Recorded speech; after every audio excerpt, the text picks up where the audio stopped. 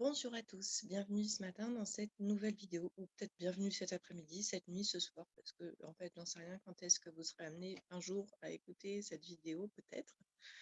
Nouvelle vidéo au titre un petit peu provocateur, puisque je vous invite à me rejoindre dans mon cheminement de pourquoi est-ce que je préfère être une veilleuse qu'une éveillée. Vous m'entendez régulièrement partager sur cette histoire d'éveil et souvent je vous dis combien ça m'agace ces histoires de quête, voilà. Et j'ai fait un partage il y a pas longtemps, justement pour accompagner les gens à sortir de cette quête qui nous remet dans une forme d'illusion là et qui met une pression de toujours aller rechercher cet éveil, cet état incroyable qui nous permettrait d'un coup de ne plus rien, ne plus avoir de souffrance en fait, hein, et de revenir dans cet état originel que nous sommes déjà.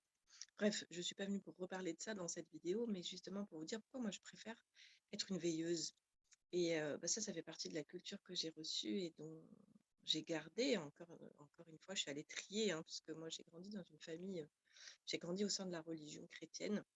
Il y a beaucoup de choses que j'ai mises de côté et d'autres que j'ai gardées, notamment beaucoup de paroles et d'enseignements de Jésus, qui lui nous invitait à veiller, à rester des veilleurs. Et pourquoi est-ce que c'est ça dont je veux vous parler aujourd'hui? Parce que pour moi, c'est ça qui a du sens pour notre vie.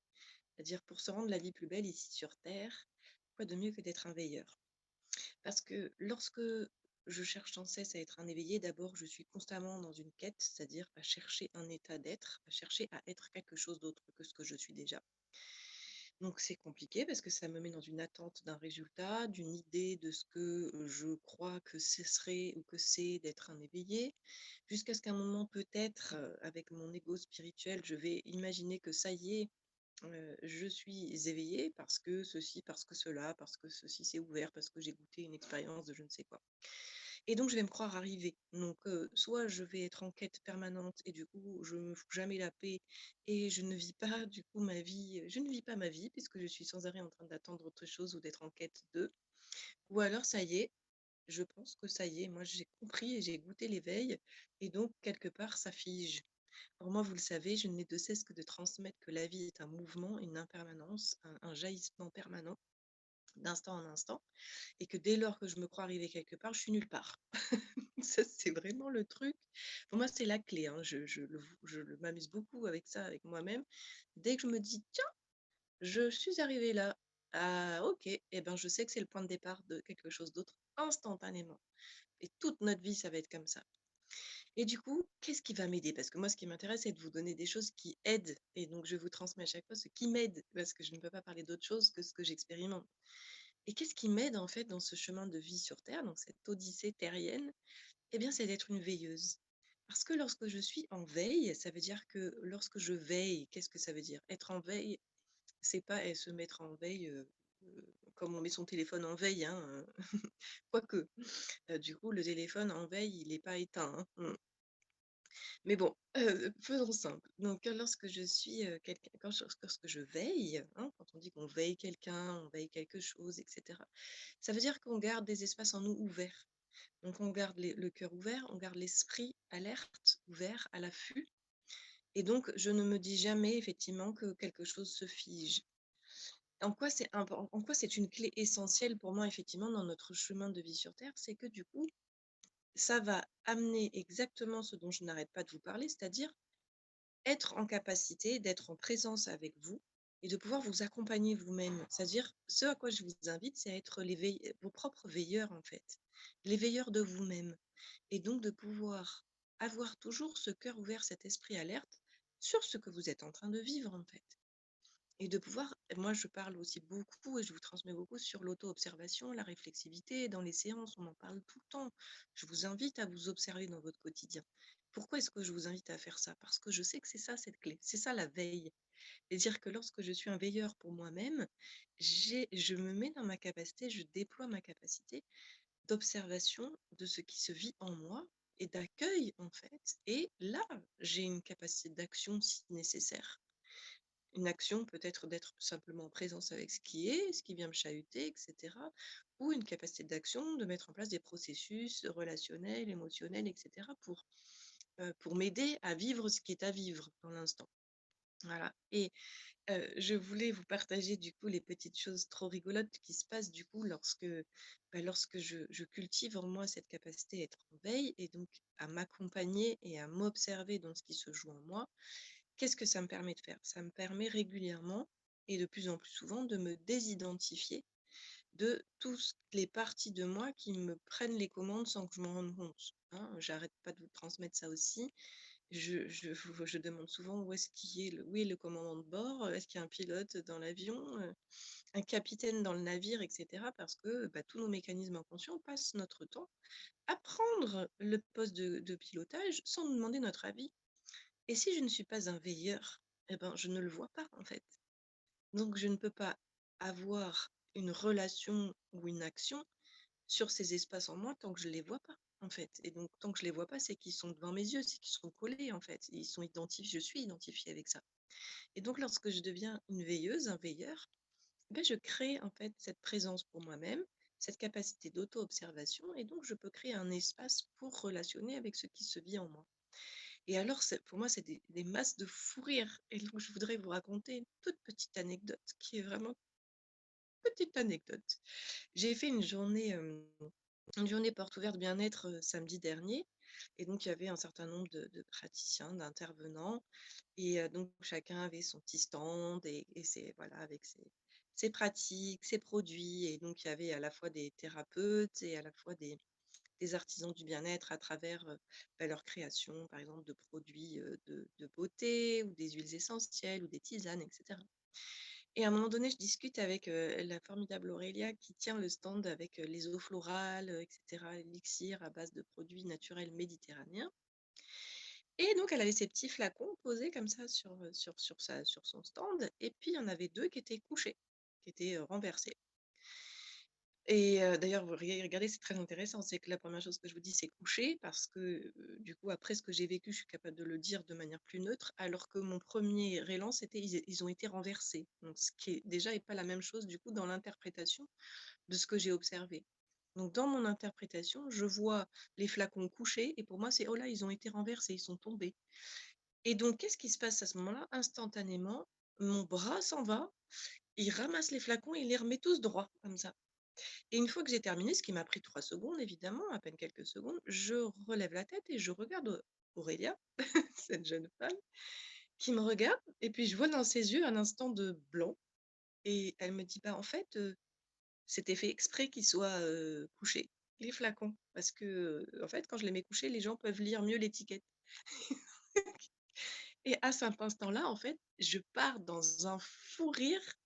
Et je l'emmène avec moi évidemment du coup et je lui dis: «Oh mais écoute, c'est énorme» et d'abord je lui dis: «Écoute, je te prie de m'excuser parce que pour le coup, effectivement là, c'est une part de moi qui a pris l'espace en un millième de seconde. Je l'ai même pas eu le temps de le voir venir, quoi».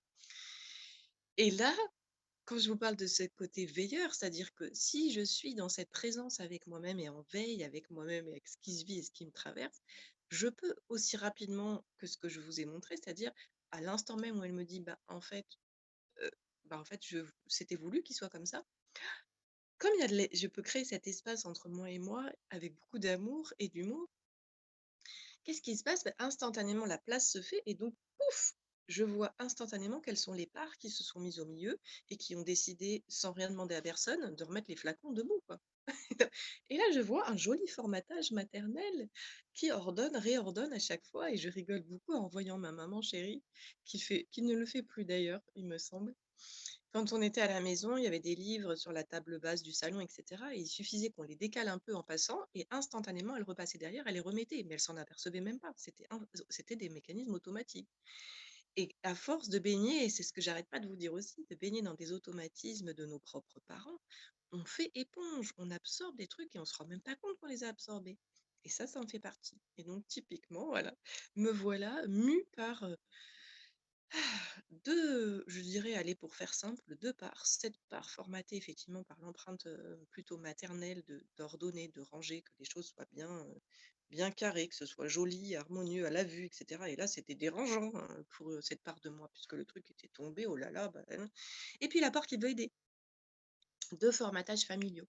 La part qui veut aider qui se dit: «Ah bah mince alors elle a pas vu, ils étaient tombés, je vais lui remettre». Voilà et donc ces parts qui s'emparent de moi là, qui se mettent comme ça, et elles demandent rien à personne, donc elles lui ont absolument pas demandé à elle, effectivement, pris le temps de vérifier en amont, est-ce que c'était voulu? Est-ce que, elle souhaite que je les lui remette droit ou pas? Voilà. Et donc du coup, ça a été une super discussion, toutes les 2. On a bien rigolé. Mais voilà, je voulais vous donner une illustration du quotidien parce que souvent c'est ça qui manque. On a du mal à comprendre, ce que ça veut dire concrètement. Ben ça, c'en est une. Voilà, typiquement. Et on en vit je ne sais combien tout au long de nos journées. On en vit, je pense, des centaines et des centaines, tout au long de chacune de nos journées. Où on a d'un coup des réactions qui sont automatiques et donc là, on sait, à ce moment-là, qu'en fait, ce sont des parts de nous qui sont en réaction avec qui sont stimulées, hein, par ce qui se passe à l'extérieur de nous, par une situation et qui décident de réagir en mode automatique parce que je n'ai pas la conscience, je n'ai pas cette présence. Donc plutôt que de vouloir être un éveillé et de se croire arrivé quelque part dans un état de grâce, éternellement présent, qui se vivrait sur terre tout au long de notre vie jusqu'à la fin de nos jours, dans un état de grâce permanent, ce qui pour moi n'est absolument pas l'expérience proposée ici sur la terre.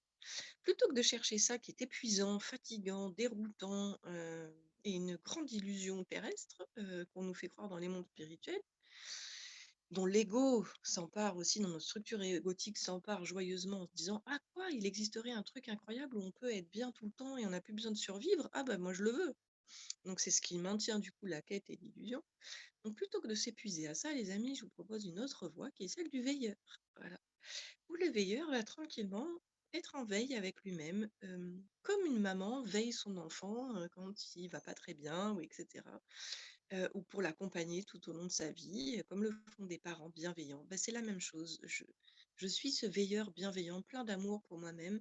Je m'offre et je nourris et je m'entraîne parce que c'est un entraînement, je n'arrête pas de le répéter, ce n'est pas quelque chose qui s'installe à l'intérieur de moi en un claquement de doigts, ça demande de la pratique, de s'exercer et de s'exercer et de s'exercer pour que je puisse cultiver cette capacité à être en relation avec mon monde intérieur et avec tout ce qui se vit à l'intérieur de moi, tout ce qui se réveille, tout ce qui est en réaction, tout ce qui est stimulé, et petit à petit entrer dans ma capacité du coup à voir, à rencontrer les espaces de pilotage automatique et écouter quelles sont les parts de moi qui se sont mises en mouvement à ce moment-là et qui sont rentrées en mouvement et du coup être en capacité ensuite de reprendre la main en fait et de ne pas me laisser mener par le bout du nez encore une fois.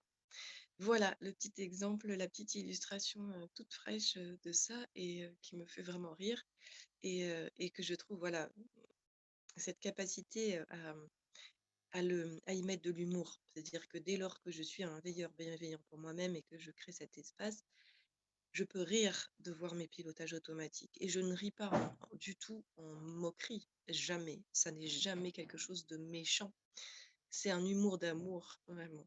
C'est un humour plein d'amour, en fait, de réaliser combien ces parts de moi, à cet instant-là, je les aime tellement. Elles sont tellement touchantes pour moi, en fait, de voir qu'elles se mettent en mouvement à partir d'un formatage intérieur et qu'elles ne réalisent même plus qu'elles le font. C'est automatique, donc il n'y a aucune réflexivité dessus.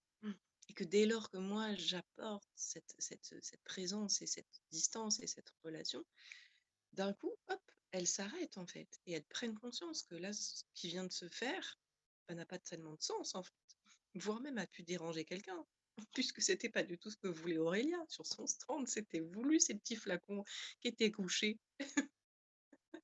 et on fait ça tout au long de notre journée et donc après on crée des quiproquos et des tas de machins et on comprend rien et on comprend pas pourquoi on a des nœuds et cetera. Donc voilà les amis, ce que je vous propose, c'est d'ouvrir la voie, des veilleurs. Donc si vous avez envie de rejoindre le chemin des veilleurs, bah, bienvenue. Je vous accompagne en séance individuelle à apprendre à créer cet état intérieur justement de rencontre avec ce qui se passe en vous. Si vous avez envie d'aller rencontrer plus particulièrement les formatages de vos enfants intérieurs, des voix intérieures, et cetera, et ben, je vous invite à des conditions d'amour de soi. Je vous invite à aller regarder les prochains stages et puis, la retraite aussi de cet été, heu, qui sera justement sur cette perception de la vie. Comment est-ce qu'on peut arrêter de vouloir être un éveillé, mais revenir dans le jaillissement du vivant pour, apprendre à surfer sur les vagues. Voilà, je vous souhaite une belle journée les amis, à très bientôt.